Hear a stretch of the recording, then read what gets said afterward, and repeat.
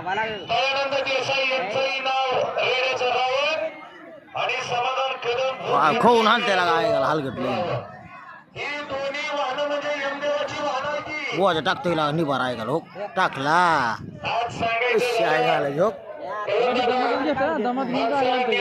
पण रेड्याला ज्ञान जास्त आहे. गोवाच्या कसा मुंडक लय भारी अडकून लागत महाराजांनी रेड्याच्या तोंडून हेड बोलायला लावलं पण रेडा राबला म्हणायचा तरी कसा